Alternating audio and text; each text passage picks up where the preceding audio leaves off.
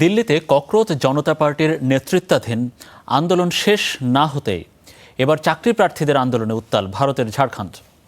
9 দিন ধরে চলছে সেখানে অবস্থান কর্মসূচি। ছাত্রনেতা দেবেন্দ্রনাথ মাহাতোর নেতৃত্বে রাঁচির জয়পাল সিং স্টেডিয়ামে 29 জুলাই থেকে চলছে এই আন্দোলন। আর এতে সমর্থন জানিয়েছে ককরোচ জনতা পার্টিও। মেডিকেল প্রশ্ন ফাঁসের ঘটনায় নয়াদিল্লিতে ককরোচ জনতা পার্টির লাগাতার বিক্ষোভে পদত্যাগে বাধ্য হন শিক্ষামন্ত্রী। সেই ঘটনার রেশ কাটতে না কাটতেই এবার উত্তাল ভারতের ঝাড়খণ্ড। স্থানীয় ছাত্রনেতা দেবেন্দ্রনাথ মাহাতোর নেতৃত্বে 9 দিন ধরে রাঁচির জয়পাল সিং স্টেডিয়ামে অবস্থান কর্মসূচি পালন করছেন বিপুল সংখ্যক চাকরি প্রার্থী।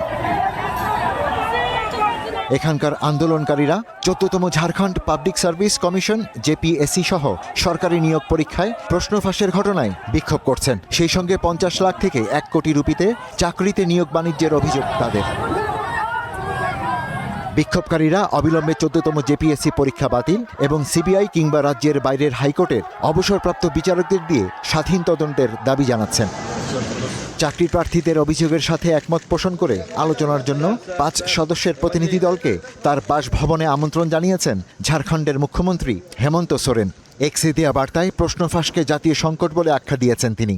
বলেছেন এটি রোধে প্রশাসন গুরুত্ব দিয়ে কাজ করছে, অপরাধীদের গ্রেপ্তার করে জেলে পাঠাচ্ছে। Ishtiaq Hossain, star news.